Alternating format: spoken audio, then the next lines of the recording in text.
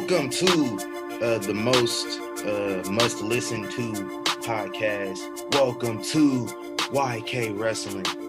Shout out to the Miz. YK Wrestling, man. We back, episode 34. How's it going, bro? What's going on, man? How you feeling? How you living? Man, I never thought I'd say this, but man, it's just too much wrestling I'm consuming lately. Like it's all over. Well, you got nothing to do, man. Yeah, Might ain't as well nothing else watch to it. do, man. Just I pop on some, and I got it in this from everywhere. If I'm not watching something on the network, I'm watching the shoot interview. I've been watching a lot of New Jack shoot interviews since the Dark Side of the Ring. I told you, man. Them Yeah, things like are the one you sent me, like the what they say, just like friend or fuck them. Yeah. And Chris Benoit. Chris Benoit, fuck him. Buck him. I was like, damn. I think I watched every New Jack shoot interview. The only one that I have not watched that I really want to watch, but they're like making you pay to watch this, is him and Balls Mahoney had some sit down together, and like they were in like a legitimate they were arguing, and like this page that do shoot interviews has it on their website, and it's for like $10 though. So I'm still. Hey, man. Hey, low key, spend that bread. I might, because New Jack is worth it. Like you can watch a preview and like they really get into it. They almost get into a fight a couple times. So yeah, rest in peace, Bob Mahoney. You know, man. Yeah, I'm gonna have to check that one out because I seen another one he interrupted, like Jim Cornette. Yeah, I think I sent that one to you. Yeah. Yeah, man. But yeah, just been consuming a lot of wrestling. If it's not watching like shoot interviews, I'm listening to other podcasts. I'm listening to like the official New Day and Corey Graves podcast.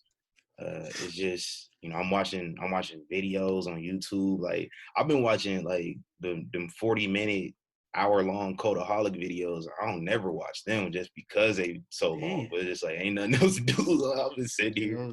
Those are. I've been surprisingly, I like this AEW podcast they have going on with Aubrey. I haven't been able to check that out, man. And Tony Schiavone. I didn't think I was gonna be interested with that because one, Aubrey, she has a personality on TV, but I've never really, seen it. Man. Tony, I just never thought I'd be interested in hearing Tony speak. But no, like listening to them together, like that's dope. And then like the interviews they have on there is great. Speaking of Aubrey Edwards, like I posted from WrestleMania, I posted a clip of Jessica Carr, the women's ref on SmackDown. Did we? Yeah. Yeah. But everybody talking about the shoe stealing her a bit. No, it's not. It's not the same thing. But neither one of them is stealing because Aubrey, she's always been like that on the indies. And so is Jessica Carr. I hope they like put Jessica in more of a main event role, like too. Like I think it's dope that she could be the new like Earl Hebner. Yeah. I think I've been seeing her more in featured matches. Like I think she should be up there because she's good. She should be up there with Mike Chioda and Charles Robinson. Give these refs some type of personality. Shoot. Yeah, like the black ref that make all the faces. Like I like him. Hilarious. Yeah, because he be into it. Like he remind me what's the ref name? The boxing ref, the black dude. Yeah, the dude with the eye. Yeah, he remind me of him because like he be like they be jabbing, he be in there like let's go. Like he feels like a fan.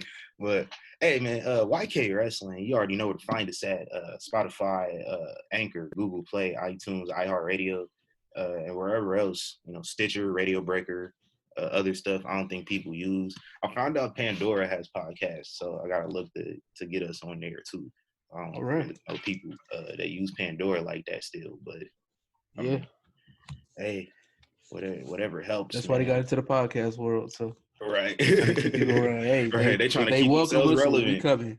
Yes, sir. They trying to keep themselves relevant, man. Because when Spotify came out the blue, man, it's like they tried to get them out the paint.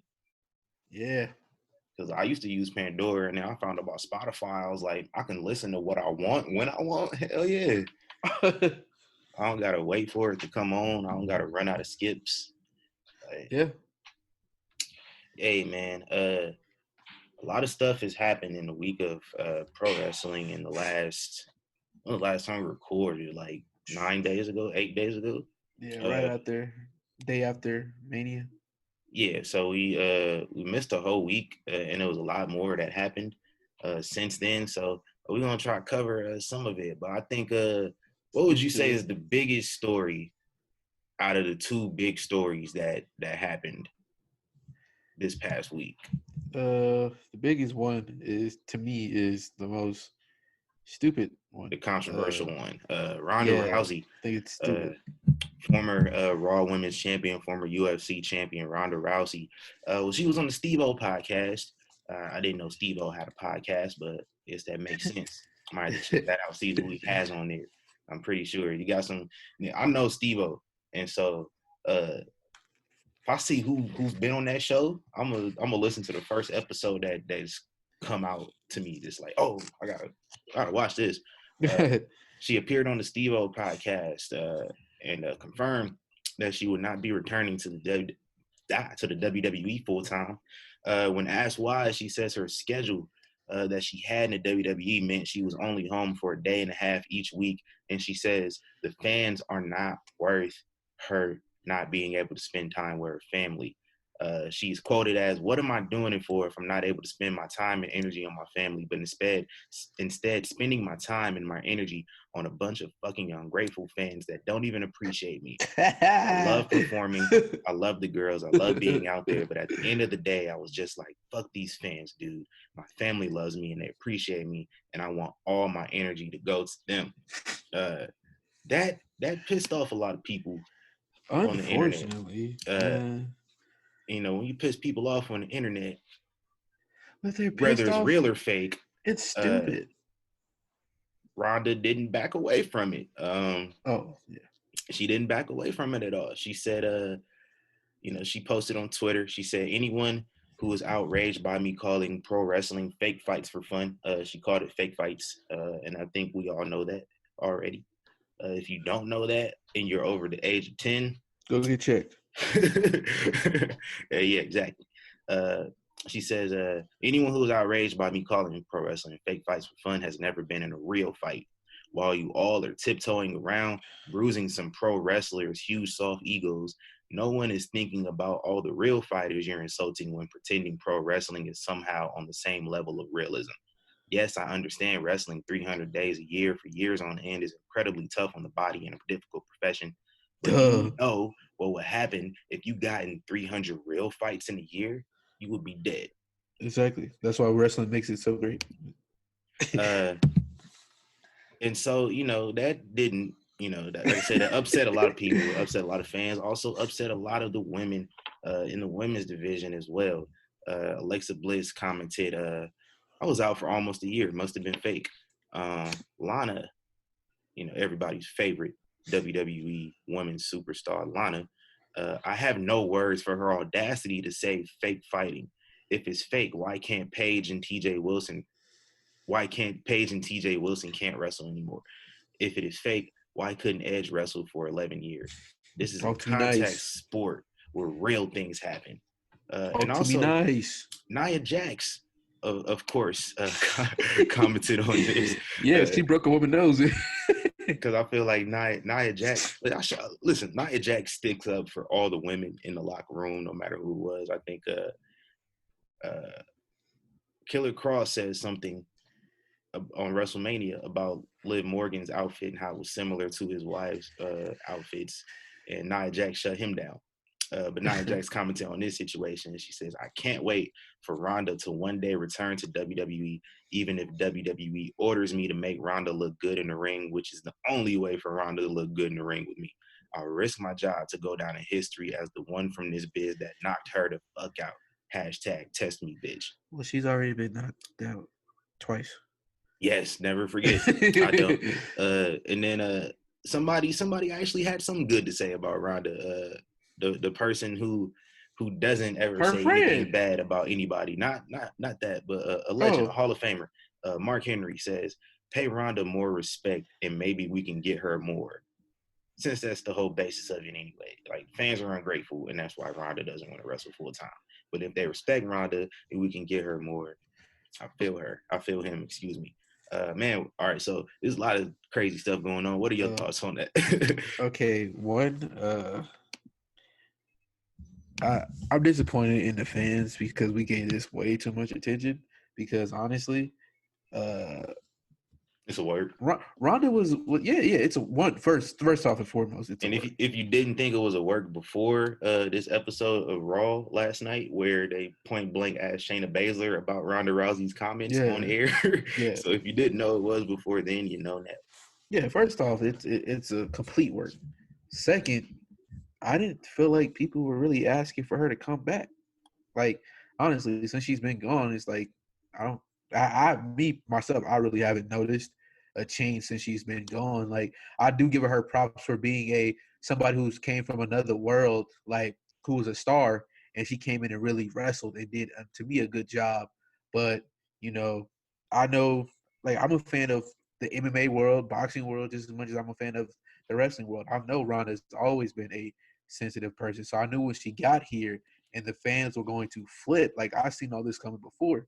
She was going to leave, and she was going to say that because when she was like, the fans are ungrateful, I'm like, wait, we have to be grateful for you to be here? Like, if that's the case, leave. Then, like, I don't got to be grateful for really too many, especially if you're coming from a different world, you know what I mean? Like, I can understand, Stone Cold saying that, The Rock saying that, even some of these guys now saying that. But yeah, to say they're ungrateful is like weird to me. And for the fans to overreact like Ronda was just the best women's wrestler of of the time or that it hurt the women's division or anything like that was outlandish. Besides it being a work. It was like a lot of people say that, like, they say she kind of hurt the women's division, but I think she improved it. But since she's been gone, it hasn't hurt. They haven't really, they haven't done any much with it. Also, the fact that a lot of women either took time off, like Sasha Banks, or they were hurt, like Nia Jax and Tamina, who were hurt right after WrestleMania, so you weren't able to really capitalize on that momentum. However, you got a hell of a run out of Bayley so far, since then. Kabuki Warriors did their thing towards the latter part of last year.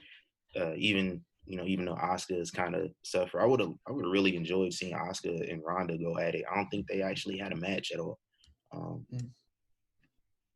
So I would enjoy seeing them go at it. But there's a lot of other women I would like to see Ronda face when she comes back. Because Ronda was at that Evolution pay-per-view, right? Yeah, she fought Nikki Bella.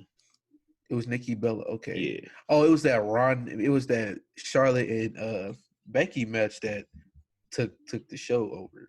Yeah. Yeah, I actually just watched that pay-per-view again. They need to make another. Like, they need to have another one of those. These right now is the time of the women that, to me, I've never seen in wrestling history. Like I said, we have the Trish Stratus, the Litas, and all that. But those are two women compared to all the talent we have now, and they are actually holding their own against guys. They're having better matches than the guys.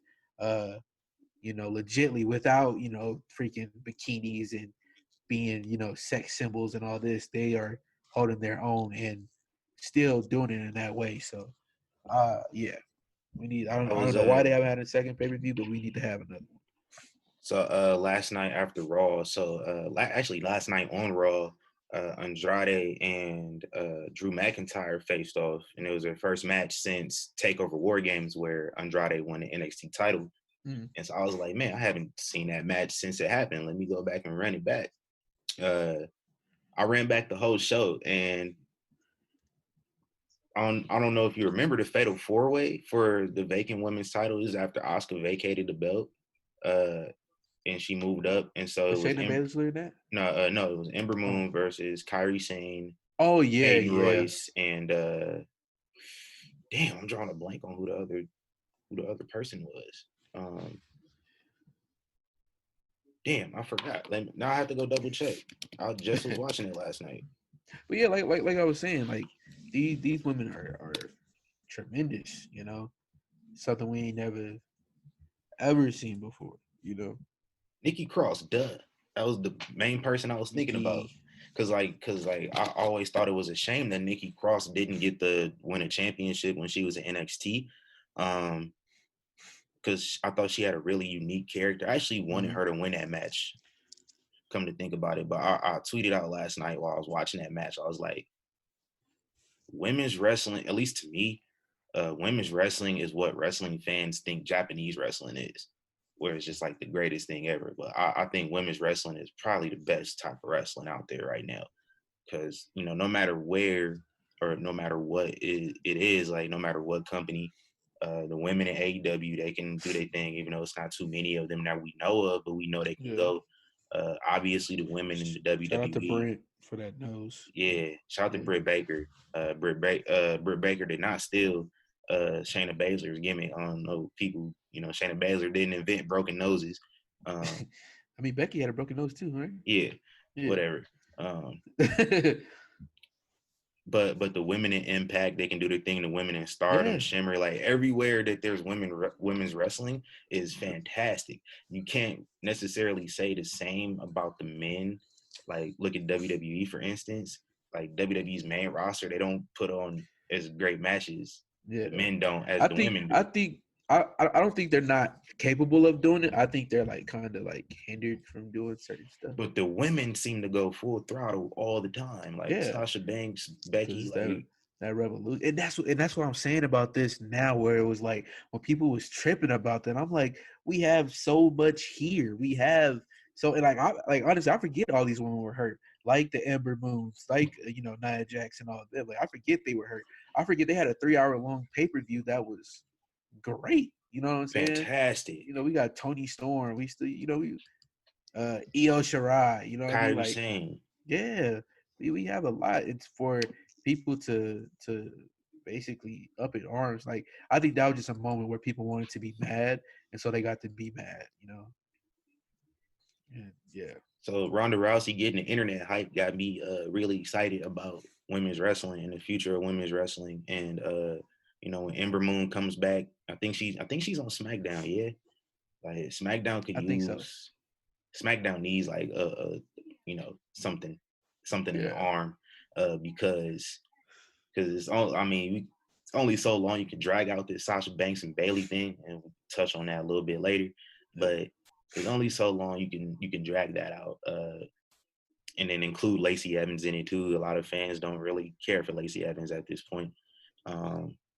Nikki Cross and Alexa are the tag champs, so they're not going to be in the title picture. It looks like Carmella and Dana Brooke are in a tag title picture. And so that leaves Naomi, Tamina, Lacey Evans, Sasha Banks, and Bayley, which we just saw all 5 of them go at it at WrestleMania. So yeah, we need some more women on the SmackDown side, man. I've been saying Ronda's going to come back soon. So hopefully we can get some live crowds back sooner than later.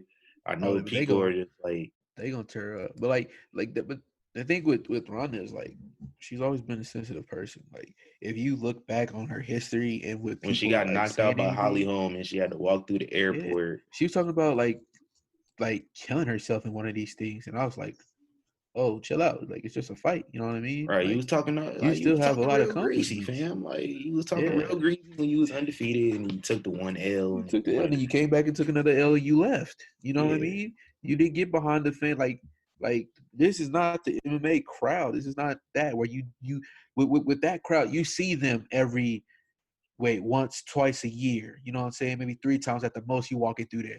WWE, this is every night and fans let you know, we don't want you here.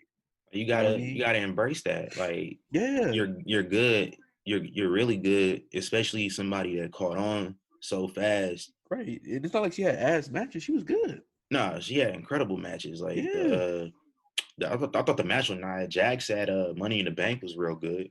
Yeah, she took bumps and everything. She took some crazy bumps, and I thought it was a good decision having Alexa Bliss come in and cause a disqualification and then win the title that way. That way, they didn't have to throw the belt on Ronda so soon, even though they did like a couple months later anyway. But the match she had with Sasha at the Royal Rumble, I think she had a match the next night after the Rumble with Ruby Riott, which was really good.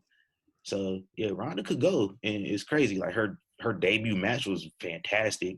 I think we have arguably who I think is the best wrestler all time, Kurt Angle, in there, helping her out too. And then you had Triple H and Stephanie, so you had a lot of people out there helping her. The match was incredible. Like I remember watching the match the first time. Like this match had no business being as good as it was for old Kurt Angle, old Triple H, a non-wrestler and Stephanie, and somebody who's never wrestled before in Ronda.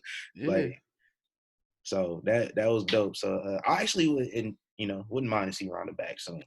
Somebody who never liked Ronda at all, ever. I would like to see her back just because I think her presence elevates like I said, what I think is the best division in all of wrestling, all over. Yep. So women's wrestling is a superior wrestling, guys. Guys, step it up. Fellas, I need the fellas on the main roster to bring that same energy. Like bring that same energy that the women on NXT brought in that ladder match this past week, or in the ladder match at WrestleMania between Kofi Kingston, Jimmy Uso, and John Morrison. Like that same type of energy. Let's get that going on. Yes, elsewhere in the news, finally, the Revival have been granted their release by the WWE after years of complaining on social media. It's finally happened. I don't have to see them complain and take slight little jabs at their employer anymore while everybody gasses it up. So it's only inevitable that we get the Revival on the Talk is Jericho podcast bashing WWE in a few months. So you think they're going to go to AEW, or do you think somewhere else should be a better option for them? If you want to continue your mainstream stardom, I think that makes the most sense. Like I said, I love New Japan, I love Ring of Honor and all those places, but when you speak on wrestling now, and yes, this is a fairly new company, AEW is the way to go. Plus, we want to see that match with them and the Bucks. They've always had that ongoing rivalry. And that's where tag team live, like right there. Like they for the tag teams. You know what I mean? So I would head over there if I was them. So I think if they really want to capitalize on that gimmick that they have and just do their thing, NWA is probably the best option. But like you said, if they want to, continue that mainstream go where there's actually, there's a lot of tag teams for them to compete with. You got the Bucks, obviously, you got the Lucha Bros, SCU, Best Friends. You got a lot of tag teams. Obviously, the champs are still the champs too. So you got those guys. I went back and watched them versus DIY, and for them to have such an old school style of wrestling, they put on a pretty good match. I think that was also their downfall as well. It's just like their style of wrestling, their gimmick was not anything, WWE centric. Yeah, like it worked in NXT. Some things not made for WWE, right? Yeah. Right. Like certain things work in NXT that don't work on the main two shows. It's two totally different audiences, and that's not a bad thing. Like people like to make that a bad thing. It's just like it's a different type of presentation. And you're working with different people too. Like it's a TV show first and foremost. So you got to have those things that draw eyes to the TV show. That's the lens that we're looking through when it comes to Raw and SmackDown, which I think more people are starting to understand more, especially now that we have NXT available on cable television. We got AEW available. So more people, they want to see something else, they can watch that. But now that you don't have to watch it, right? Yeah. So, it's unfortunate it didn't really work out. I mean, they're multiple time champions, but I guess, you can't really say what people want, or, people want something else different. You can't really, critique that at all. So, best of luck to those guys. FTR. Maybe are they still gonna be called the Revival though? I think I think WWE owns the Revival name, because they did change their ring names. I forget what they changed them to. They changed their ring names. Like Ash Austin is. Cash Wheeler is Dash Wilder's new name. And I forget Scott Dawson's new name. I will always respect Dash for punching the dude that attacked Bret Hart. He got that lick in. Like, he was like, shit, I might as well. He was acting like he was helping him. He got that lick in and dropped his ass. The thing, like, he was like, I'm about to help escort this guy out. Boom. And he turned right back around and walked away. I would have did the same thing, honestly. I will always respect him for that. Because then you could be like, hey, you could always, like, have that story to tell. Like, hey, I remember I was a huge Bret Hart fan growing up. I remember I helped save him one day. For real. I helped him get his lick back. Yeah, And we can say we actually spoke to Davey. What, Hart? Is that Davey Hart? Davey Boy Smith. Yeah, Davey Boy Smith Jr. Yeah, we got to actually talk to him about that, rushing down to the ring and punching on old dude. You talked to him. I stepped out. I remember I stepped out to do something. Oh, you did? Yeah, I didn't get to talk to him. Yeah, I got to speak to him about that. Yeah, you told me you asked him about it. I was like, oh, yeah, okay. Yo, StarCast, we gotta come back, man. Y'all gotta come back. I'm telling you. Man, I wish we knew we could have did interviews, bro. I'm hot. It thing like we wasn't gonna be able to do it this year anyway because they wasn't coming. Because apparently, like the feed, the host conventions and shit is just too much here. Obviously, especially the weekend that they was doing it. Right, man. Hey, man, Tony Khan, man, cut that check. No, don't host it at Red Rock because it's so far away from everything. But like Tony Khan, man, you gotta host that. Cut that check, man. Like, cut that check and help them out. Like, help out Conrad. Pay some of them fees. Y'all need to get the Young Kings Wrestling Podcast. Let us do like a little live show and host. Let us do a live show. Host a live podcast on the thing. Like, nobody know who we are. The thing is, like, a lot of people we didn't know who they was. Also, that's why you put a name on the show with them. The only thing StarCast was missing was like a wrestling show during StarCast. Yeah, just a couple matches, kind of like Access. Yeah, like because them ballrooms are huge. Like if they set up a little ring in there, you got a little ring away. You just set up chairs because fans are coming in anyway. It's not like they already paid for their StarCast ticket, so just to come in and watch some wrestling, let FSW throw on a little show. Yeah, because like them ballrooms was big, and it was just like not as many people in them chairs. Like, you could have had a spot for a ring. Like, you could have had somebody have a little 5-minute showcase before whatever. Give other people some exposure. Were filing in. Yeah. Yeah. So have other indie guys from other cities come out here. Yeah. Hey, cut the check, Conrad. Yeah. Cut the check. Hey, man. So yeah, it's hopefully we see a Revival back on their feet soon. Apparently they don't have a no compete clause. So if they wanted to show up on AEW this week, they could. If AEW wasn't taped, they could have showed up today if they wanted to. So hopefully we see them land on their feet soon, man. This past week, or should I say the past 10 days, since WrestleMania in WWE. Let's run through some things, man. First of all, I want to say congratulations to the man, Becky 365, or is she probably like 370 something now? A whole calendar year as Raw Women's Champion, as we all remember, April 7th, 2019 at MetLife Stadium. She main event at WrestleMania, first ever women's main event, and she won the Raw and SmackDown Women's Championships. And she's held the Raw Championship since. It's crazy because she had the SmackDown first, then she won both of them, and then she lost the SmackDown and held the Raw. Yeah, and it's been a crazy run. Fans on the internet.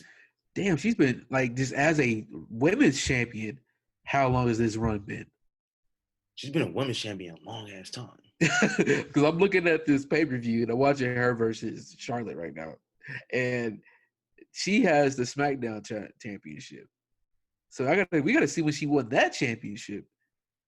I remember she was the first ever SmackDown Women's Champion. Oh yeah, I remember that was in 2016. And then she won it back. When did she win it back? I think it was 2018. She won it off of Charlotte. I'm drawing a blank here. I remember. Yeah. SummerSlam was when Charlotte won it from Carmella. And then that's when Becky went crazy after the match, and then Becky won it back like a month later, and then lost it to Asuka, and then she won it back at WrestleMania. Oh, so she been dripped in gold. Okay. Yeah, so yeah, she low key got a lot of reigns that we don't realize. She GD she DGB. Drip got Bex. Drip got Bex. Yeah. Hey, shout out to Becky 365. She cut a promo yesterday on Raw talking about how, you know, that whole Joker, you know, joking around thing, you know, she like had the, you know, she put on Jerry Lawler's crown and she had the glasses and stuff. All that apparently was just her, you know, her playing around, her trying to psych people out, her trying to make people think like she doesn't take her opponent seriously, and then she gets in the ring and just goes crazy. I don't know why you would show your hand at this point, but you know, probably she been a champ for the year. She needs some competition. You know but she proposed a challenge to whoever would win the women's Money in the Bank, and she said, anytime, any place, I'll be ready. And I think that's kind of the concept. I think every champion should be ready. Yeah, because at least she says she's ready. A lot of these champs be forgetting. They get caught slipping. Everybody, because every time somebody didn't had a match, and then the Money in the Bank person go to cash in, the champion's face be like, "Oh shit, I forgot." Oh God, yeah. Damn, I forgot about this motherfucker. God damn, I just had this long, grueling ass match. So shout out to Edge, man. Yeah, shout out to Edge, man. He set all that off. Yeah. I think Braun Strowman and RVD, the only two people that didn't announce they kept. Well, John Cena too. John Cena as well. They the only three that did not announce who. That did announce. Sorry, who and when and where. Yeah. Everybody else, which is it's been like 20 people. And the only one of those who won was Rob Van Dam. Yeah, Braun didn't win. John Cena lost. Braun didn't win. Well, John Cena won by disqualification, so he didn't win the belt. And then Braun, there was a no contest, which was stupid. How you have a no contest Hell in a Cell 2 years in a row? I don't know. So anyway, Becky says she'll be waiting for whoever is women's Money in the Bank. And on the Raw side of things, Asuka, Nia Jax, and Shayna Baszler have qualified for the Raw Women's Money. I said the Raw Women's Money, the Women's Money in the Bank on the Raw side. And on the SmackDown side, I don't think we know yet, but I'm going to need it to be Sasha Banks. You already know my agenda. You need Sasha to get that win? I need her eventually, like, and this is perfect too. Like, this is perfect. This is for the storyline that we got going on. Yeah, that is perfect. With Bayley, you know, last week on SmackDown, Bayley basically volunteered Sasha to face Tamina because Tamina wanted a title shot. And it was basically like, you got to go through my best friend first. And then Sasha was like, "Bitch, what?" She treated her like a lackey. Yeah, so it's a lot of subtlety in this feud. If you didn't get it, there was a Bayley and Sasha came out, actually cut a promo before all that happened, and Sasha is basically like, whoever thought, you know, this was gonna go down, screw you, but like she directed her screw you directly while looking at Bayley. So like a lot of subtlety in this, and I like the fact that they're doing that is kind of catching me off guard too, because like, man, how, like, just the attention to detail. I think WWE doesn't have attention to detail all the time, and so I think the silver lining to this pandemic is that we have these tape shows, and they're able to kind of, you know, like showcase those nuances a little bit more. Like, you look at the Funhouse, they put a lot of effort into that. They put a lot of effort into the Boneyard, and a lot of certain feuds they're, you know, taking their time to develop. Like you see on Raw, Zelina's faction. I don't know, you know, what the whole to do is about that. See, but I told you about them factions. They all got the same similar style. They all happen. Is Austin Theory Hispanic? Austin Theory is white. Oh, well, he looks Hispanic, but they all got that. Yo, that's what I was talking about. My strong style, man. I still have faith. Yeah. Who did they attack too? Exactly. Yeah. If he had his people with him, it'd be different. But anyway. Yeah, man. So yeah, we got all this stuff going on, and you can get up in arms about, I've seen a lot of people online angry about WWE still continuing on with live shows. I don't want to go too deep into that. It gets to the point where conversations are too political, and that's not what we here for, man. I mean, everybody with a social media account thinks they are a critic, so that's it. I don't think we consider a lot of things, because one thing that really rubbed me the wrong way is that, like, I've seen a lot of articles where it's like the state of Florida declares professional wrestling an essential business, and I'm like, it wasn't just wrestling though. It was any sport, as long as they held it in a controlled environment with no general public, spectating. So okay. That's the part they didn't say. Cause I was thinking about that too, and I was like, they only singled out wrestling because we know why. Well, you know why I thought it. I was like, well, because the president is in the Hall of Fame. The WWE can do what they want. I mean, it's not to say that's the thing. People got too political about it because that's all they was talking about. It was like, yeah, Florida, the Republicans, they make donations or whatever. Yeah, whatever.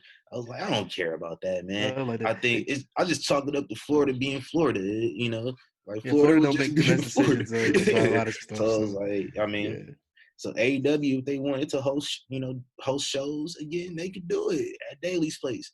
They can do it. It's not just WWE.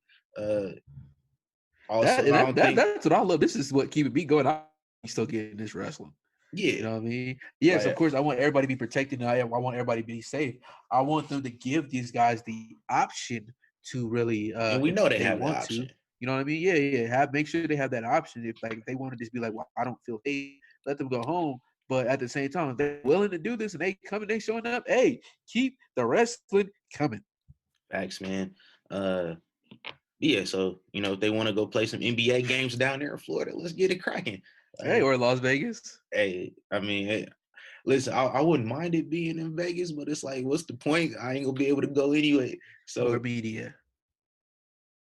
I don't think they're gonna let us in. We're gonna be somewhere near it. We'll be close. Hey, but if they let us in, let us in. Though. I'm trying to go. Somebody get it for real. Hey, yeah. So I don't think people are considering the fact that WWE is putting on live shows again. Maybe something in their contract and the network is being an asshole about it. I don't think people consider that. I think it's just always doom and gloom. And listen, man, I don't want to be that that person. People be like, you're a WWE shill, whatever. Like, nah, I just I've been watching them my whole life. I don't like the people to say that I'm dumb for still liking them just because of some shit that don't matter to me. Like, yeah, it's not my entertainment matter to me more than all. Like, right, it's not bad. Like, everybody make questionable decisions and all that. If I was to not patronize somebody because of whatever unethical, immoral things they've done, then I wouldn't have anything to be entertained by. Goodness gracious! Honestly, deep. Like if I was to be like, oh, I'm a boycotter, they're canceled on everything, I wouldn't be able to watch a damn thing. I wouldn't be able to listen to nobody, probably but like a handful of artists. Yeah. So, and it's also, you don't have to watch it. You also don't. And you don't have to announce that you're canceling your network subscription or that you're not going to watch. Or and people are canceling. Man, y'all shut up. Like, good gracious, I'm over here trying to save the network. Y'all over here canceling it. Right, you cancel the network. Then y'all gonna be complaining about the pay-per-views. Yeah, exactly. You know what I'm saying? Like, come on, dude, shut up. Y'all shouldn't cancel your network. Shut your mouth. Stop talking. Yeah, we don't care about ruin it for us, fam. For real, I love this network. Like, y'all don't understand. As a kid, I used to be like, man, I really wish I could go back and watch all the old Raws. I wish I could go back and watch all the old pay-per-views without buying them. guess what? We have all this stuff here. Why are y'all trying to ruin a good thing, bro? If you miss back in the day, you missed the Attitude Era, go watch the Attitude Era. It reminds me of Chief Keef. The great philosopher, Chief Keef. Keith Cozart. He said, if you want to hear my old music and stuff like that, go listen to my old music. Just like I'm saying right now, if you want the Attitude Era, you want the ruthless aggression era, you want the territories, you want ECW, you want WCW, you have all that here in one. You don't have to look, you don't have to search, you don't have to hoard DVDs anymore. You have it here. And just because you mad with how the way WWE is going now, dude, shut up. We don't care about your opinion. You're stupid. Don't mess up my network because of you and your goofy feelings and you want to feel important. We all wrestling fans. We know they people done did a lot of stuff.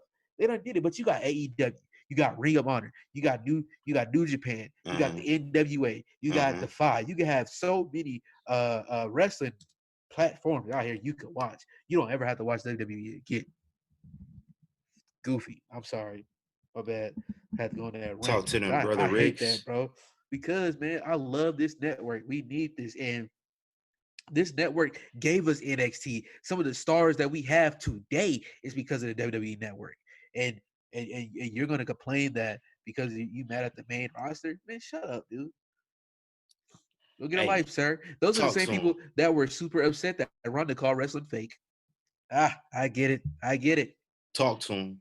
And this is coming from a guy who was very frustrated with WWE a few years ago. But this is some of the best wrestling and entertainment we done had in a long time. So I don't know what y'all talking about. Yeah. Talk to him. Shut up. Hey, and me, like I said, I love AEW. I love the indies. I love all this. I love wrestling, bro. Yo, you have options. Stop all the BS. We don't. I think some of them just want to hear their own self speak. Like they love seeing themselves on Twitter and like they get to feel important.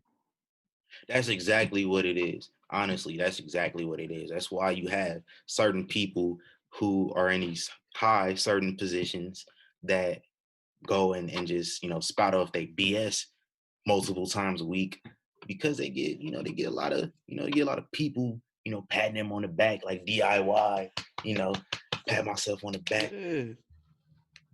From other folks, and they just want to it's wrestling. They want to be a part of the action. They see what's the main goal as a professional wrestler, Malik? What's the main goal? Yes. I don't know. I think it's be world the main goal. No, it's not. The main goal of wrestling is and has always been to make money. That's always what wrestling has been, to draw. I thought that was everybody's goal. But especially in wrestling, it's like that's the main goal in wrestling is to make money.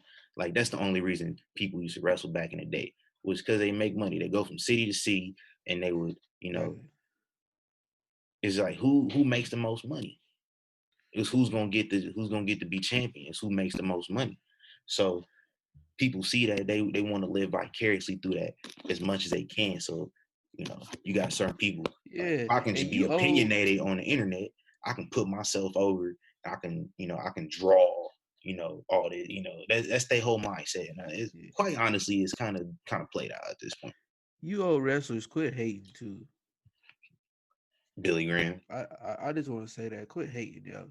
Just because our wrestling is way better than just because our wrestling blows out y'all wrestling, like dude, stop hating, man. Even though sometimes a lot of that stuff is valid, though. A lot of the complaints are valid because, I've said it before. I think there's a lot of things that take me out of certain matches I see in AEW, certain matches I see in NXT that I've been seeing in NXT I took the whole year of 2017 off from watching NXT. I don't know why. It was I first moved out here, and it was actually the first 3 months, including around WrestleMania time in 2017. It was very difficult for me to follow wrestling because I did not know about the time difference of how Raw is delayed 3 hours. And so I wasn't used to that. And also I had really bad internet for 3 months when I first moved. So it was just difficult to really watch anything. I'll have to like, go on campus or whatever, go to work and just watch it there. So 2017, early 2017 WWE is kind of a blur. The whole year NXT, I just wasn't really watching because I missed a couple weeks and then it's just like whatever. So when I get back to watching NXT and I see like these just long, Johnny Gargano type matches, I feel like the matches weren't as they long. was lit back then too. Ooh. I'm sorry, I'm just looking at some of these covers. Yeah. Oh yeah, you missed a good year. Yeah, I missed it. Yeah. So I started watching back a little bit. I was like, I gotta run this back again because run that back. In 2017, but kind of around 18 when I started getting back into it, I see like Johnny Gargano and Tommaso Ciampa, and I know these guys. I watched Takeover Chicago because I think takeovers were the only things I was watching in NXT in 2017. Uh-huh. So like weekly television, I didn't really watch, but takeovers I was there, and so I saw the takeover. Chicago when DIY broke up the first time. I saw that. I know who these guys were, but like their matches just was like, damn, these matches long as hell. Like they ain't died yet. Like they did all this stuff and they're not dead. Like ain't nobody been pinned. Like they didn't gone on for 30-some minutes. They didn't kicked out of each other's finisher multiple times. And like that style, it doesn't really resonate with me. I think after a certain amount of time, matches just need to end. And a lot of those matches don't end after when they should. They go on a little bit longer than they should. So I think those criticisms are very valid and accurate. I just don't like it because I look at the people. Stop watering down the Sweet Chin music. I just don't think back in the day they could have did that. Like they could go, but they matches wouldn't be as great. Like to me, it's something we created a new generation of wrestling. If you look back at it, but people kick out of finishers every match now. It's not like exactly. But that's the like new remember. thing. No, it's not a good thing though. I love that. Yes, we need that back in the day. Like forget the tombstone. I was thinking about this today. I was thinking about the point of even really kayfabe anymore. Where it's just like I love that we are on the line of we know these people characters, but it's also mixed in with real life. I love that fact of we get to know this other side of these guys and all of that. And what I was saying was I look back at the most undervalued part of the 90s and what is probably the most to me praised part now. And I look back at the cruiserweights and most of these guys' styles are very cruiserweight, fast-paced, get to the point style matches where they've kept intrigue. Where you have fan participation now. Like, yeah, sometimes they might OD and like go over on themselves, but it's a new day and age. Like NXT showed you don't need a big arena to put on any classic matches. You don't need a big arena for all this for you to create stars and have this stuff. Like we did something now that they could never do. And to me, to the point where it's like they hate that and they hate like to me, like I said, the first person I ever seen kick out of finisher was I want to say John Cena. And I was like, oh snap, what's next? Now it's just like an here's everyday my thing with that though. Like why should I think these finishers like a move like the Panama Sunrise that should put anybody down first go. Like the Canadian Destroyer I thought was always like a great move, even though like it's actually quite ridiculous when you think of the logistics of it. Yeah. But as far as a move goes, it's cool. It looks cool. It looks like a devastating finisher. And he used to put people away with that. Now it's just like a transition move. And, people do it on SmackDown. They do it on Raw. They do it on AEW. They do it in NXT multiple times a week. I don't know how many times I've seen a destroyer or a super kick in 1 week on all these shows I'll be watching. Whereas like, I think it helps tell a better story if a move isn't watered down. Like you remember the first time you watched Shawn Michaels Undertaker at WrestleMania and Shawn Michaels kicked out of the tombstone and just how special that was because nobody kicks out of the tombstone. Yeah. Like that was now people kick out of, somebody kick out of last shot because by Adam Cole. It's almost it's almost like I say, playing in real life with heart. Whereas, like, you know, in some of these, somebody need you in the back of the head in real life, you're not kicking out. If I want something, if it's for something, if we fighting for a prize or something, I'm doing whatever I got to do to get out of that. You got to literally kill me. That's what they're doing now. You're not going to be. You're not going to be 190, 200 some pounds and kicking out of 5 of them. That's the beauty of wrestling. You have the ability to put somebody like Killian Dane against somebody like Johnny Gargano. And in real life, you're not going to have that. You're not going to have Killian Dane gonna whoop Johnny Gargano ass. But in wrestling, we could paint these pictures and have these stories and make it for a good match. You a Young Bucks fan, and they are repeat offenders of what I'm complaining about. No, so you're not going to criticize them at all. Before the Young Bucks. You're not even going to criticize them. This is before the Young Bucks when I was watching NXT. They around NXT, the Young Bucks around the same time. Because I feel they could do a lot of that back in the day too, where finishers were still protected. Like just protect finishers, man. Like that's why you have more. That's why you have multiple of them. That's why you have different. Keep it going. And everybody kick out of every single one. Exactly, because it's showing you that. Like, but how many times put me down? This is what takes me out of like a Johnny Gargano match, because every single match is the same way. Like is long as hell for no reason, and it's multiple kickouts, and it's multiple just near falls and finishes. But what match wasn't the same way? When Hogan, you look at Hogan would get his ass whooped, and then what do you do? He'll get hit. The thing is, Hogan was limited though, and he'll keep it up. These guys, a lot of it was limited. These guys aren't limited though. That's why they don't need to do that.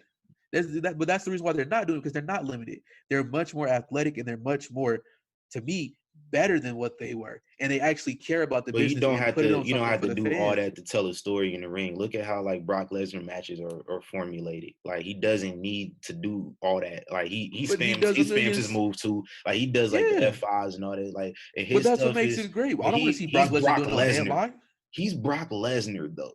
Like, you're not putting Brock Lesnar down with just one of your moves. Whereas, like, you look at a guy like Johnny Gargano, this dude like your regular everyday dude that work at your job. Like, it's wrestling, put down one. What did Ronda say? It's fake. It's wrestling. But you don't need to do all that to tell a story. Like, they can tell a story very easily without just having to be hella extra. I think that's one thing we just gonna always agree with, because like I said, NXT is a reason why people gravitated towards more than they gravitated towards the main roster for the past 4 or 5 years. And they have watched the same matches over and over, but they still love them. You know what I mean? Because it's not the. There's only so much. It's not the big. You have to be the big, ultimately freaking juice head to win the world title. Like, why can't we have a great match between Johnny Gargano and Brock Lesnar without Brock Lesnar just completely squashing it? If this is wrestling, yeah, we in the UFC, yeah, we in boxing, like, that's completely different. Yeah, I could tell that's what they train for. But you could put on a great match for wrestling and the fans and all that stuff. It's different. It's a different age, man. And I think the wrestlers, they care more about each other rather than just trying to really put themselves over.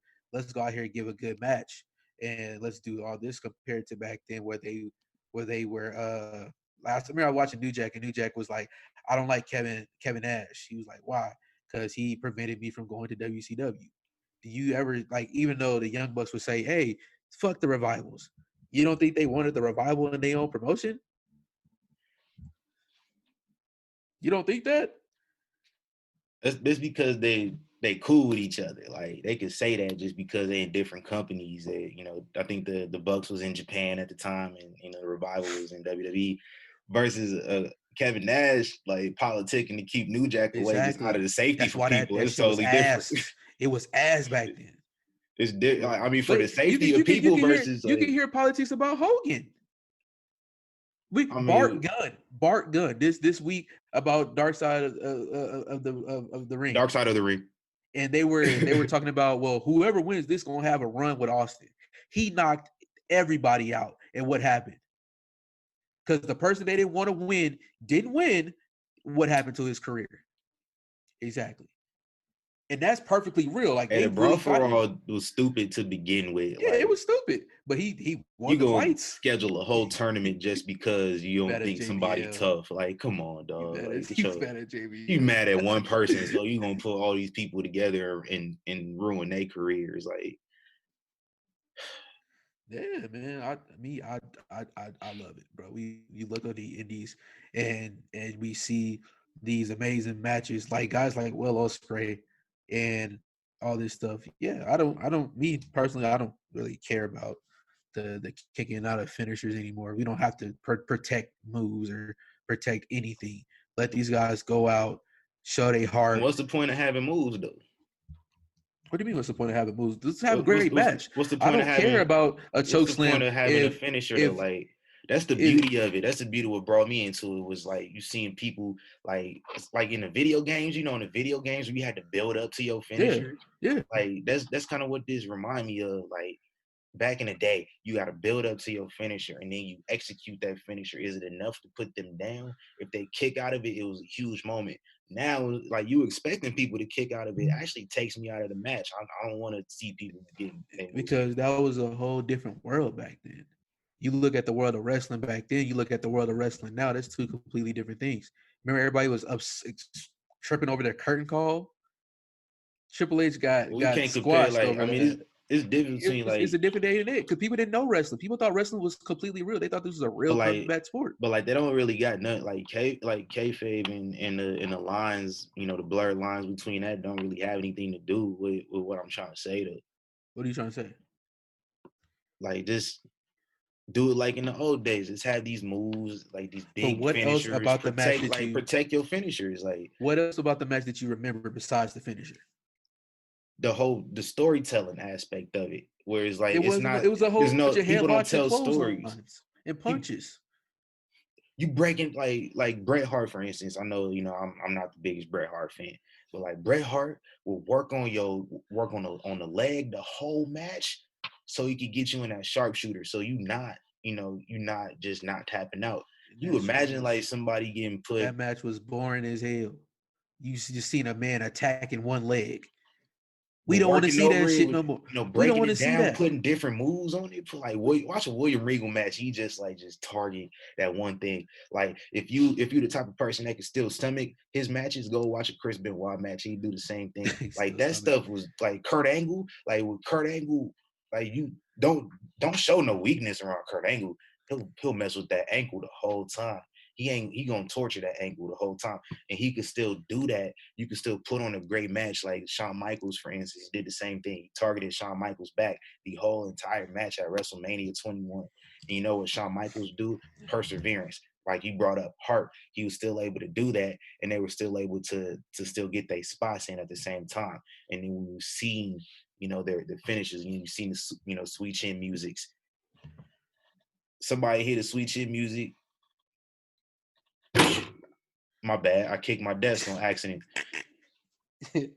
Yeah, my foot hurt now. I'm trying to talk through it. I'm trying to go through it. I'm trying to show my heart. So, you know, Shawn Michaels would hit his sweet chin music back in the day. Like Bret Hart at WrestleMania 12, for instance. He hit the sweet chin music on Bret Hart. He couldn't pin him right away because, you know, he's exhausted. They'd wrestle for a whole hour.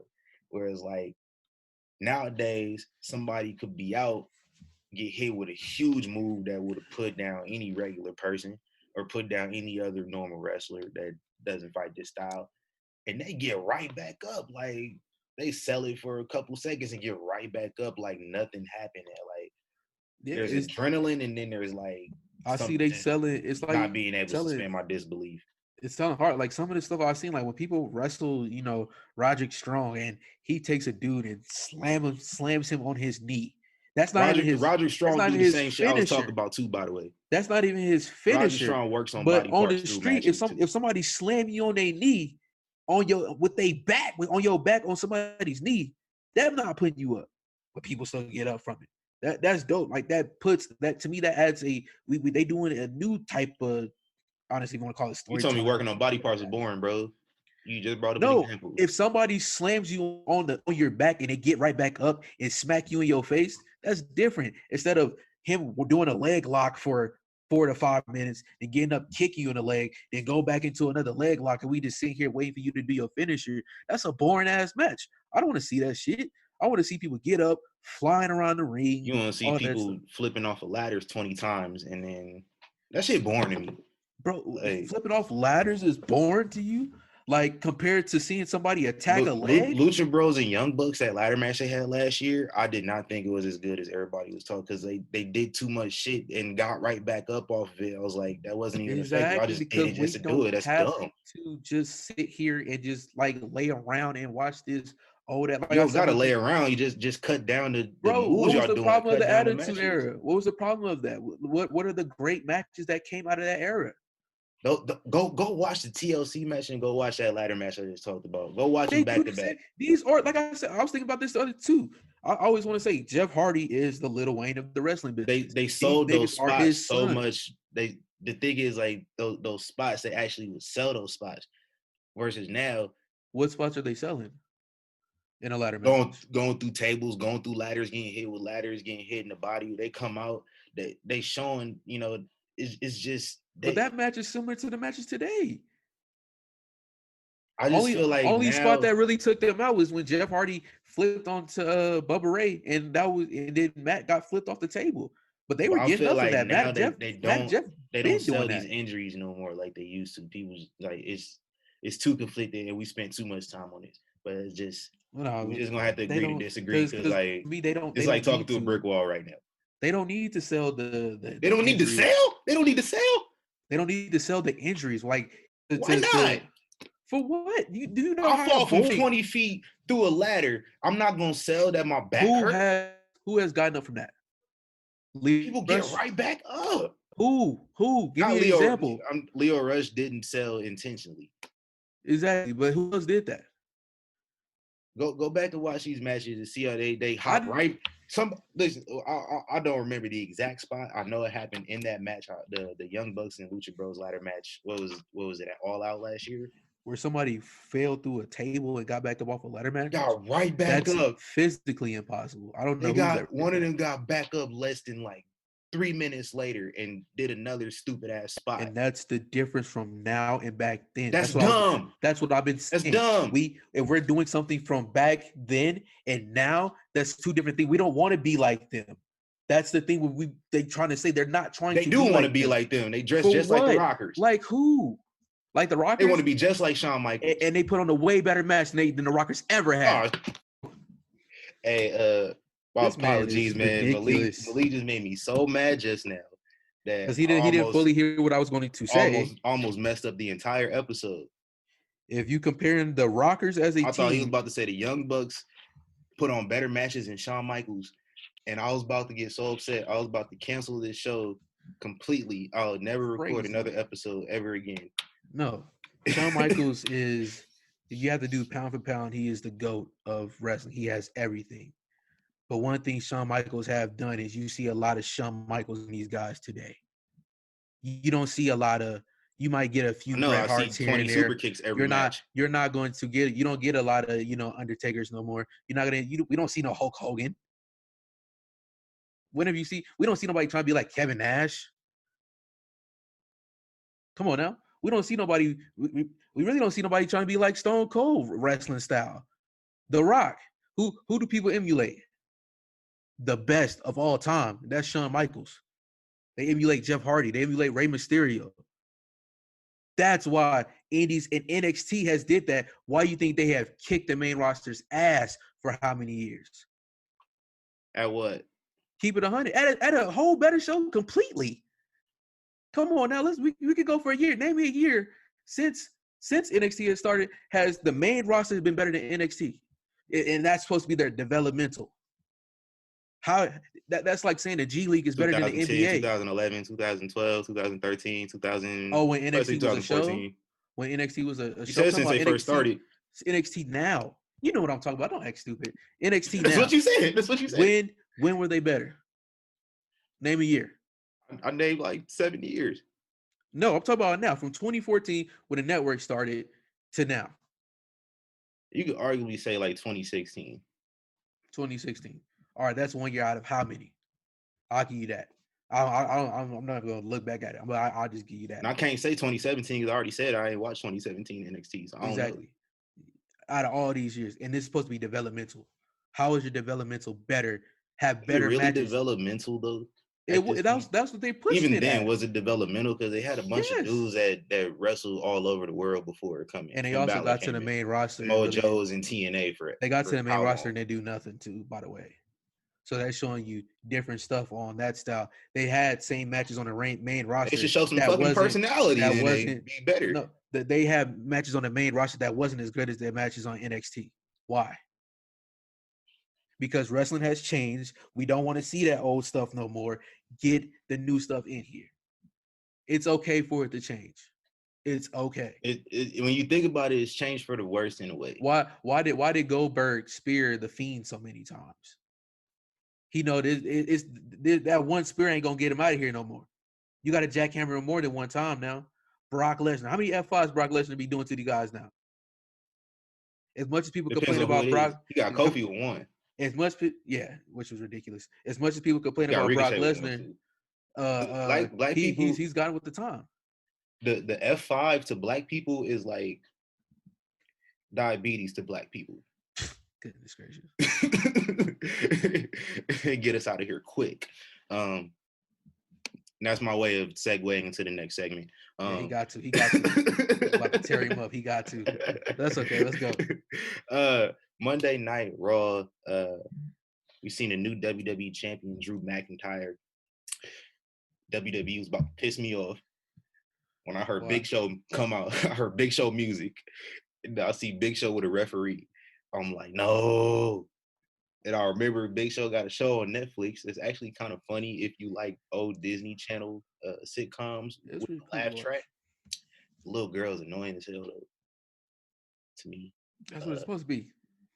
No, she too annoying. Like which one? Wait, which one? It's like the little girl. The littlest, the small. Yeah. Oh. Yeah, she on some bullshit, but yeah. Go check that out if you ain't seen it. But when I heard Big Show music play, and he come out with a referee, he challenged Drew, and like that match was actually better than the one that Brock worked. I thought Big Show was about to win the title, and then like I remembered that I never liked when Big Show ever held a championship. Like no matter what title it was, I never really liked any reign he had. When he was WWE champion in 2002, I didn't like it. When he first beat Brock Lesnar.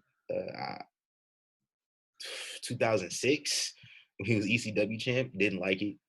When he was US champ in 2004, before beating 2003 and 2004, when he was like feuding Eddie Guerrero. Eddie Guerrero like splashed the shit all over him. I just started thinking about every Big Show title reign he's ever had, no matter what title, tag titles, Intercontinental, US. Never really cared for the Big Show as a champion, even though I kind of like him, like as a character, Other than that, I wasn't really big on him. So he came out there, I was really like, they really about to have Drew lose. And they didn't, thankfully. So now looks like we're going to get Drew McIntyre or Seth Rollins. Seth Rollins hit like 2 curb stomps on Drew McIntyre. And people are just up in arms about how Seth Rollins lost his WrestleMania feud and still gets a title shot. Like they're not working with a limited roster in the middle of a global pandemic. So you got to take the good with the bad sometimes. They're going to have good matches because remember when they had a lot of matches at the end of 2018? Yeah. Those are pretty good matches. And now you got a babyface Drew McIntyre and Seth Rollins as a heel with these characters they're working with, and the championship is involved. They're probably gonna have even better matches. Yep. For what they got, yeah, I'm excited. Is Kevin Owens not around or something like that? I don't know what they do on Kevin Owens, so maybe but Seth, he's doing a pretty good job with this gimmick. So yeah, let him have it. Fantastic. Elsewhere on Raw, we got a new tag team with Cedric Alexander and Ricochet. Hey.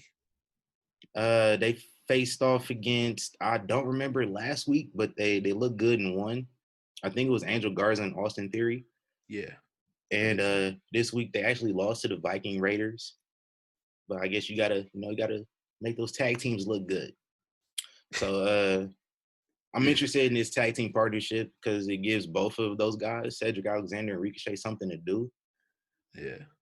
And why not put them in the tag division? It kind of reminded me of Kofi Kingston and Evan Bourne a little bit when they were together. Air Boom. So this team they call themselves Air Force One apparently. So I don't know if that's once again. I hope this team lasts, but WWE and tag teams are like, I don't know. So hopefully they could last and do something with it. One person I was thinking like if they could have added anybody else to it, I would like to see Leo Rush in there just because like all three of their styles would be tremendous.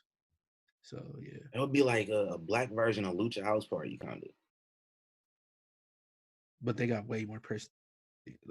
Leo Rush got way more personality. Yeah, Leo Rush got more personality than everybody give else. him a micro because like I said, Ricochet. I can't say the same about Ricochet and Cedric, but he really don't talk. Cedric don't talk. You just give Leo the mic and let them say a few things or whatever.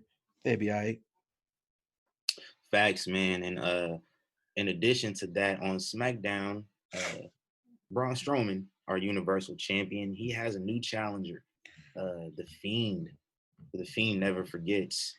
And if you don't remember, Braun Strowman debuted as a member of the Wyatt family back in 2015, I believe it was. And ever since then, he's kind of changed into a totally different person. So one thing I noticed that Bray Wyatt was calling him son. And then he said, I brought you in and I'll take you out, a black mom's favorite line. This has potential to be good because like Braun isn't afraid of the Fiend. Like everybody else has just been like, what the hell? Like you remember Finn Balor was the first one. Like he had this look of fear on his face. Like the Fiend had Seth Rollins cowering in the corner like a little kid. So, but Braun is, Braun's kind of like Goldberg. I think, one thing I also noticed about Goldberg, the Fiend low-key still beat Goldberg, even though he didn't win the match. He still beat him because he gave Goldberg a lot of confidence that he could win and go on in main event WrestleMania at his age of 50-something years old. And then he ended up failing to Braun Strowman. Like he thought he was, he comes in, he thinks he's big enough. He's still like Goldberg old. He's still a beast, and he was like, all right, you go, do what you think you can do, and he wasn't able to do that and beat Braun Strowman. Same way he probably wouldn't have beat Roman. So I don't know. It's just a way that I can develop the Fiend character a little bit more, and it's kind of the same thing here. It's like Braun isn't scared, so now the Fiend has to find another way, to break people down psychologically. I'm just so. I'm not gonna lie, I'm confused. So I'm like, why would he lose it if he's just gonna go back and is it for the title? Is what he's searching for? Is he just wants to like get back at? He wants the belt back. He said straight up, I want that on your shoulder. I want that title belt. I had it and I want it back. And they can always protect, Braun as well as Bray as well. Instead of having the Fiend, they can have him just beat Bray Wyatt.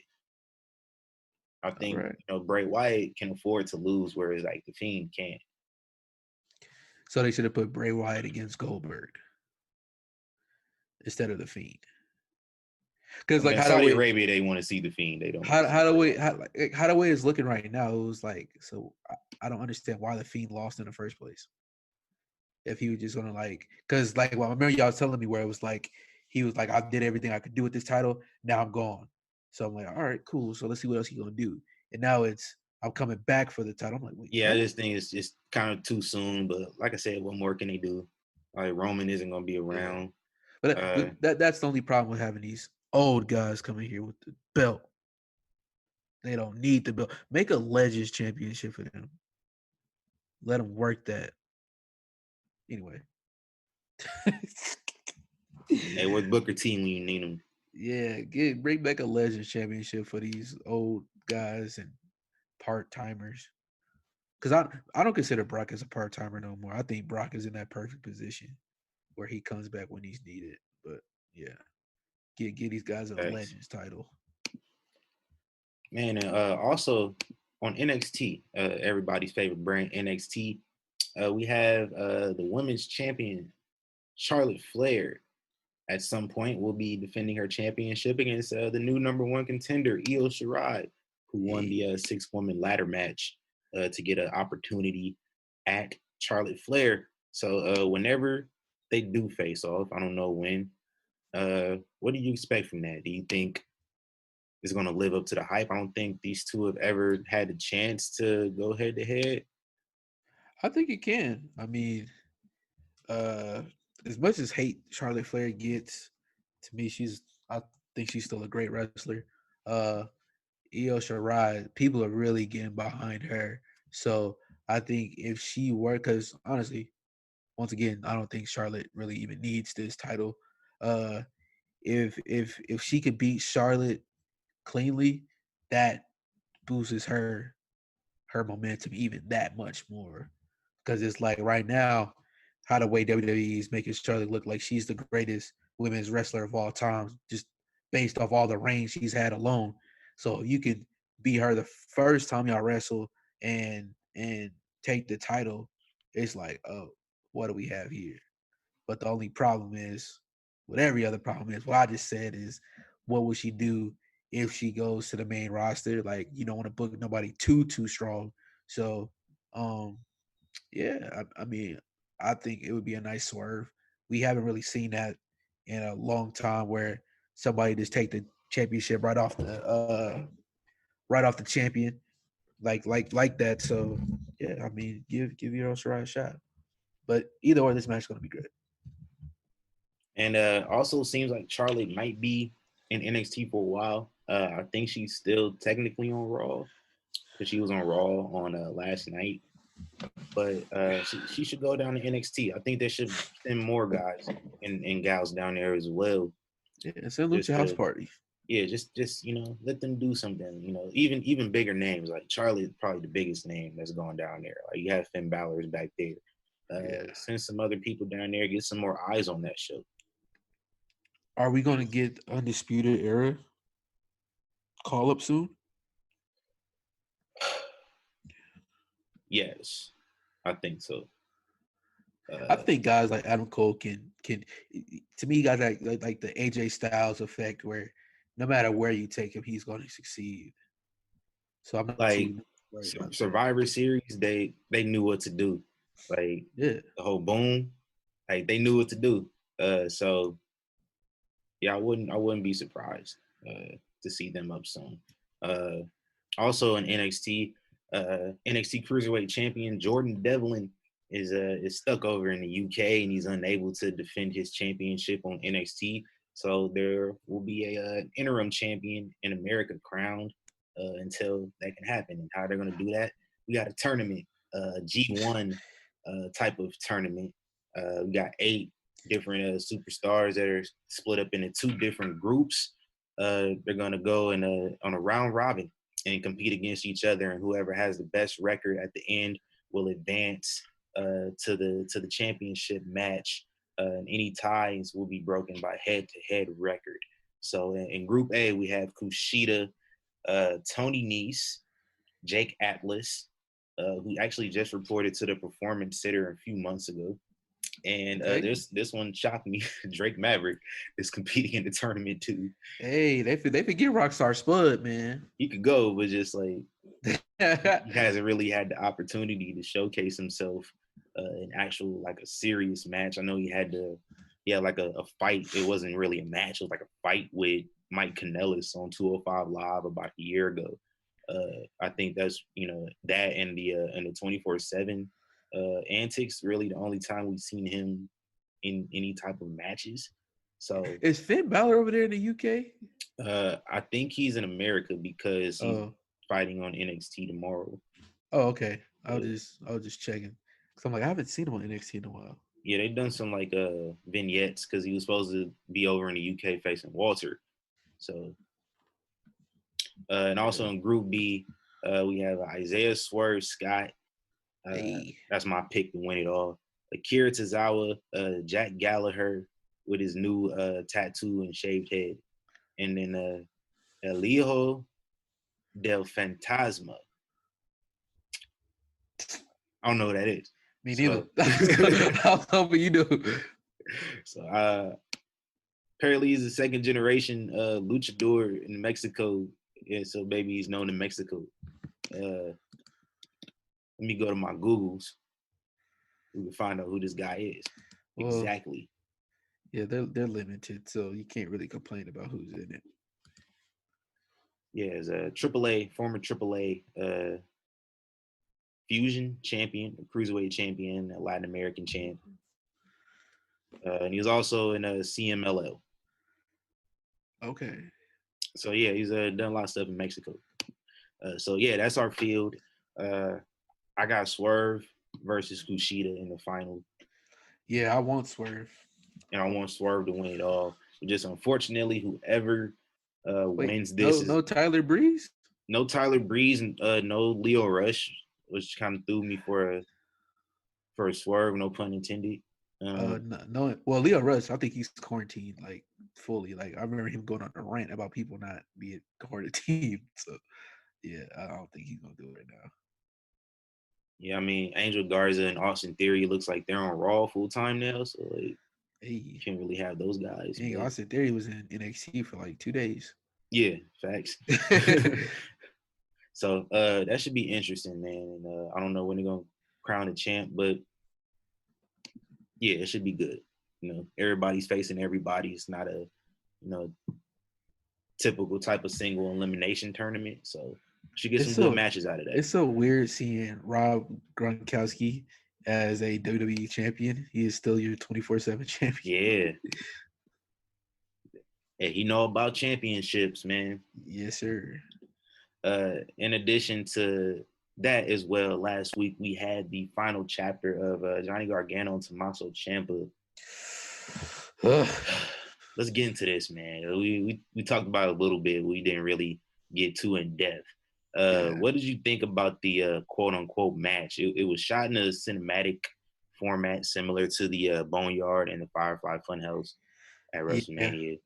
But this one, what was this? Their fourth or fifth match? I think it was their fourth. I think so. Yeah. Didn't live up to the first three. Definitely didn't live up to the second one, which I think is the best match of their series. Yeah. What did you think of that? Watching it, I was hyped. Because like I said, we got to put this as one of the greatest rivalries of all time.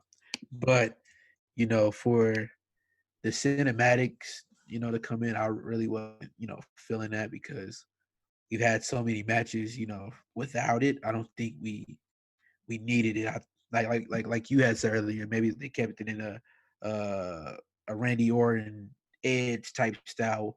It would have been different. But yeah, honestly, out of all the matches, I think this might come up short to the rest of them. Because I don't know. I just wasn't feeling it. I've seen a lot of people like it, so maybe it was me. Maybe I just have to go back and watch and pay a little bit more attention than I did. But yeah, man, I don't know. I thought it was too long. Yeah, that too. And it was too long for them not to be doing anything. Yeah, it was a whole bunch of let me just punch you in the head and talk crazy to you. A lot of commercial breaks kind of took me out as well. Yeah, didn't really allow a chance to settle into what was going on because like next thing you know is another commercial break. Another Liberty Mutual commercial on my TV. Liberty Mutual. So, I don't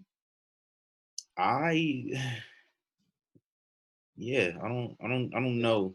And like Candice LeRae. Yeah, Candice bad acting. That acting was terrible. I hate my husband. Is that what you want to hear to myself? Yeah. And then Candice fake low blow Johnny, but she gave him a protective cup right before, so we didn't see what was in the bag that she gave him. We just seen the bag. I don't know at what point he put the cup on. I think maybe all wrestlers should be wearing cups anyway. So, yeah, that's what I was thinking.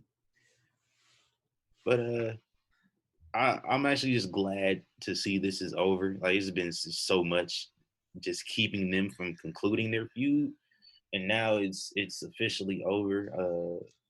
They won't face off anymore, apparently. Yeah, unfortunately, that's the last match, but it's time for them to end it. Yeah, Yeah. unfortunate. Yeah, like we said, man, we didn't really need the cinematic part of this match at all. But it was cool. It was also a slight cameo from Killer Cross and Scarlett Bordeaux, who were sitting outside, very stalkerish, and you could see them in their car as Johnny Gargano Candice LeRae helps Johnny Gargano to the car as they go to leave.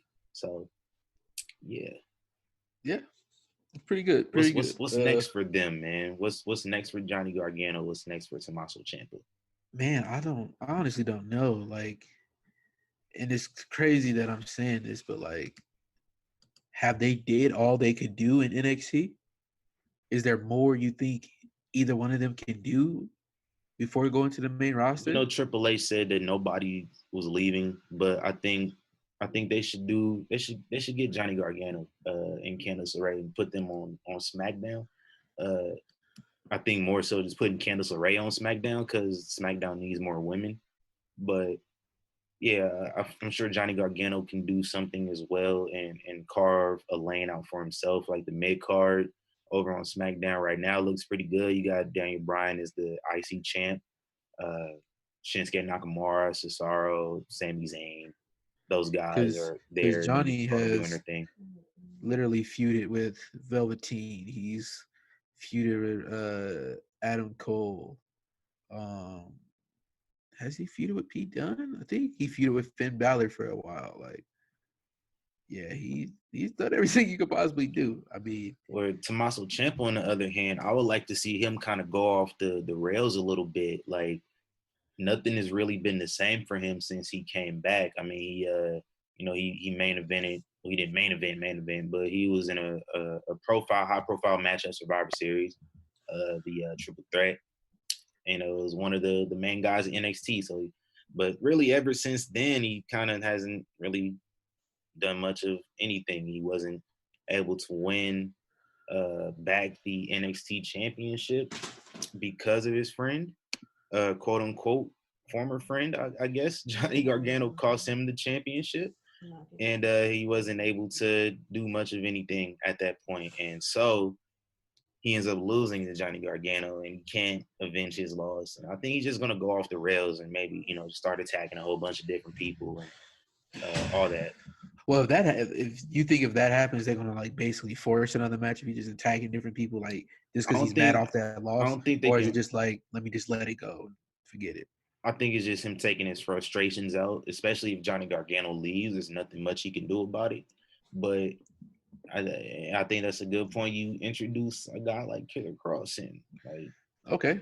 Oh yeah, that'd be nice. Have Killer Cross and Tommaso Ciampa feud with each other a little bit.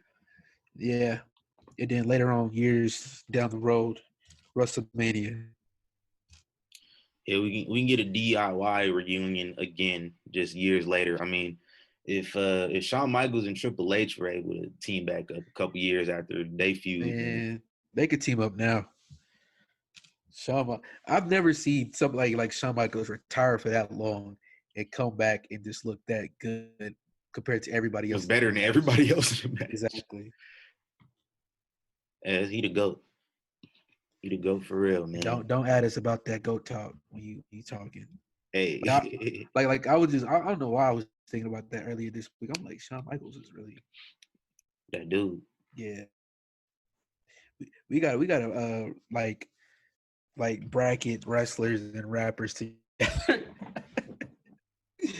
Like if he was like what would Shawn Michaels be to wrestling?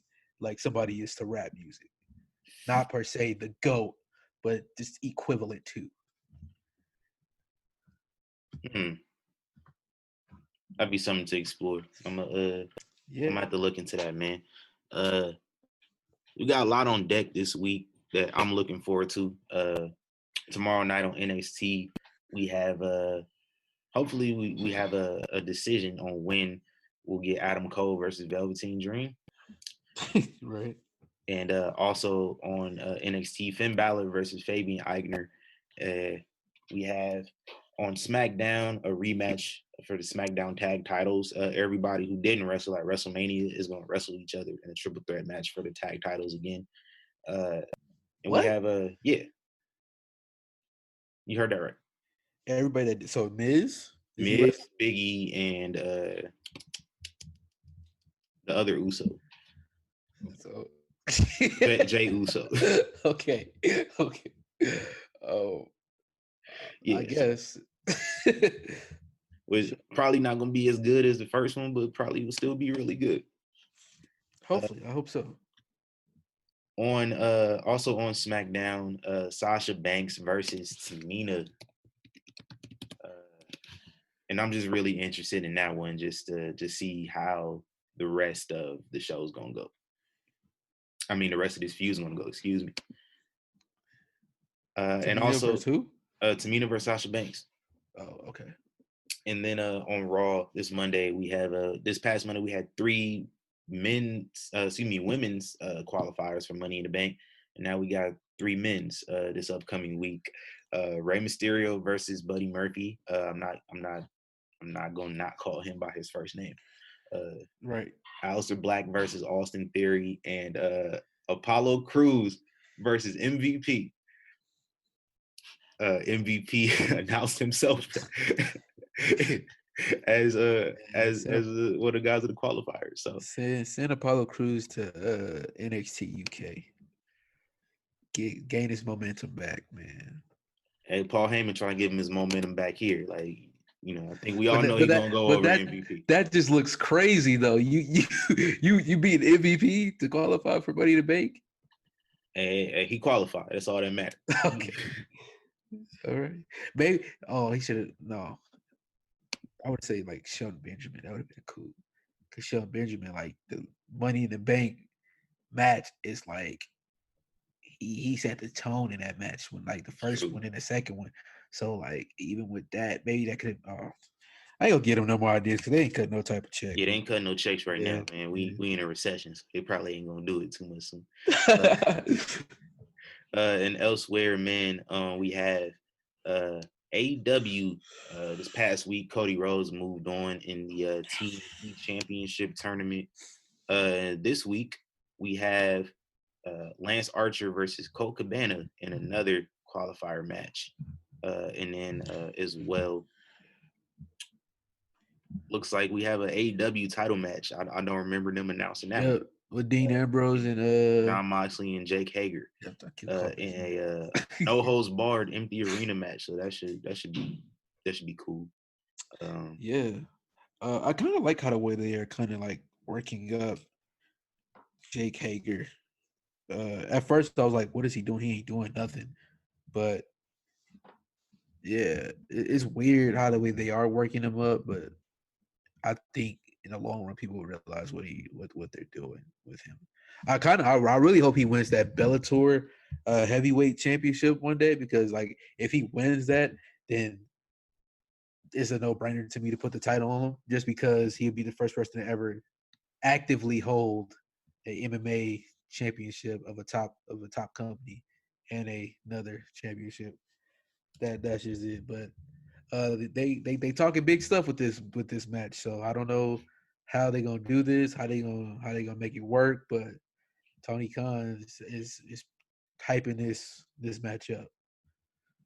Yes, this one should be pretty good. I'll definitely be tapped into both shows as I always am. And I got one more thing about this TNT freaking tournament. Yeah. I'm kind of upset with it. Why? Why is that? Because everything with this tournament they could have did in one match. Because ultimately this is gonna come down. No, I'll just say throw all the guys in one match, because ultimately this is gonna come down to Cody and Lance Archer. Yeah. And for, like I said, for Darby Allin to be doing what he's did for all this time, for Sammy Guevara to do what he's doing all this time, Joey Janela wasn't even in the tournament. For those guys like that, who to me I feel personally should have been the first names to even be in this and to even win this title, it's kind of disappointing. Even though tournament's really just a vehicle for the Cody, Lance Archer, and Jake Roberts situation. Yeah. Whereas like I Now they think got it's the the title same thing we involved. give WWE a lot of flack for, where they do things and involve championships where championships aren't necessarily needed. And this is Yeah. also one of those situations as well.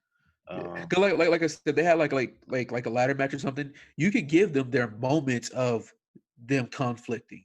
You can actually have Lance Archer be the reason why. You can have them fight out of the arena and just have a feud going so fierce where they just can't do nothing but just attack each other, and then you have that going because that's another feud. At least with a title, you will have something for these other guys to do. Because if once he wins this, there's gonna be a feud for a little while, I could tell. And it's like, what do you do with Darby Allin? What do you do? Well, Sammy Guevara, he has the inner circle, and I'm slowly becoming a super fan of the inner circle. And Joey Janela, he hasn't really got a fair shake. You know what I'm saying? Remember we talked about Sonny Kiss? He hasn't really got a fair shake. They brought Colt Cabana in, and it's like, I like Colt Cabana, but you took up a spot of somebody who I would rather see there. But hey, it is what it is. So same thing I was saying. We're working with a limited roster, so you can't really complain, too much. Some somber, like Zach Levine said, fuck Corona. Yeah, facts. Some somber AEW news. What? Double or Nothing is officially rescheduled to next year. Next year. Oh no, I didn't even know this. Are you serious? Yeah, to next year. Was originally scheduled for May 23rd. It's been rescheduled to May 29th, 2021. So, damn coronavirus, man. Man, messing everything up, yo. Elsewhere on AEW, though, Matt Hardy challenged Chris Jericho to an elite deletion at the Hardy compound. So, some more cinematic. All right. Yeah, what do you think about that one? It's probably just gonna be the same thing. It always is. Yeah. But you think they should do more of these cinematic matches, like just more than what they are doing? But I think they're gonna get tiring pretty quickly. We just see it all the time. I mean, matches like AJ and Undertaker, that worked. Yeah. What Ray did worked. We didn't need, like I said, we didn't need Gargano and Tommaso for that. With Matt Hardy and Chris Jericho, this is like, to me, extremely too early. With that, like, we don't even have a point of the feud, and it was just like Matt came in and was like, "Hey, Jericho, fight me, bro," basically. And so, yeah, I don't know about it. But hey, Chris Jericho on commentary is gold. He was hilarious. Chris Jericho apparently has a journalism degree. He said, "What that makes sense." What did he say on TV? He was like, what did he say? I gotta go look it up on my Twitter. Keep talking, TC. I gotta find this. I think I know what you're saying, but I can't recall exactly either. Oh, Chris Jericho said, "I'll pull out a fork and cut a bitch." Yeah, so he said that. Yeah, he said that on live on the air. Oh, because they were talking about like what would you find in your pants basically during the match, and he's like he was just naming all type of stuff. And he said, "I'll pull out a fork." He's like, "Yeah, a fork. Cut a bitch." Like, yeah. So maybe they should keep Chris Jericho on. Chris Jericho, third member of the Gangsters. On that note, man, for this episode been like extremely long, but we got covered. Got a rant out the way. We got a couple rants. Yeah. Any other thoughts, man? Anything else? Hey, man, look. Get blessed, money. I stress, man. Hey. Don't hate on me. Wait on me. I gotta do it.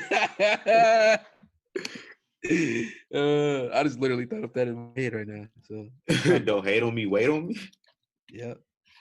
Hey man, as I always say, you know, I originated it. Speak your piece. He definitely did. TC, the catchphrase stealer. Hey, shout out to Bobby Lashley telling Lana shut the hell up, and then like you know, in a very Chris Jericho-esque cadence, like you know, everybody still in catchphrases around here. So, yeah, man. Hey man, you already know where to find us at, man. At YK Wrestling on everywhere, on all platforms where podcasts are available, except for Pandora. And I don't think anybody's using Pandora right now. Yeah, I don't know who uses Pandora, but if you do, look out for it soon. But where can they follow you at, Malik? Malik.lv on Instagram and follow YK Sports 23. A lot of background noise. My bad. You can follow me at tc.fontaine and also follow at YK Sports 23. Man, until next time, we out of here. Gone.